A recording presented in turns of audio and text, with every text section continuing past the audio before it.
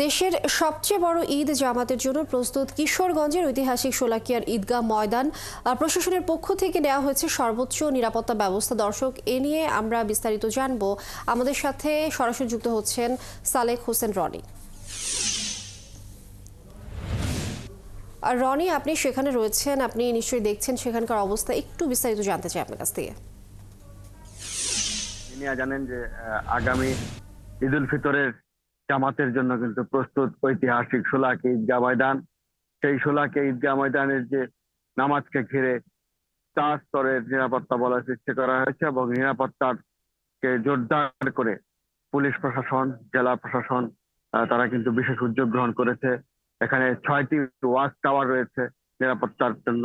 সেই সাথে 5 platoon BGB কিন্তু মোতায়েন করা হবে এবং শহরের চতুর্দিক থেকে প্রবেশদ্বারগুলোর মধ্যে চেকপোস্ট বসানো হয়েছে এবং কড়া নিরাপত্তার মধ্য দিয়ে কিন্তু নিরাপত্তার কাজটি করা হচ্ছে আইন শৃঙ্খলা রক্ষাকারী বাহিনীর কাছ থেকে আমরা যেটা জানতে পেরেছি।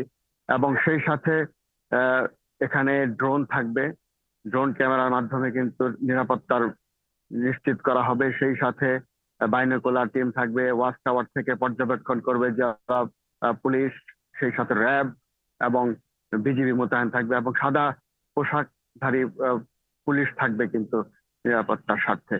এবং সেই সাথে আমি যদি আপনাকে আর একটু বলি, ইতিমধ্যেই কিন্তু দূর দূরান্ত থেকে দেশের বিভিন্ন জেলা থেকে এখানে কিন্তু ভিড় নামাজ আদায়ের জন্য মুসল্লিরা আসছেন। তাদের জন্য জেলা প্রশাসনের পক্ষ থেকে সম্পূর্ণ সরকারি ব্যবস্থাপনায় আজিমউদ্দিন উচ্চ বিদ্যালয় এবং কুমুদিনী সরকারি প্রাথমিক বিদ্যালয়ে, সেই সাথে নুরানিয়া হাফিজা মাদ্রাসায় দূর দূরান্তের মুসল্লিদের থাকার জন্য এবং খাবারের জন্য ব্যবস্থা করা হয়েছে।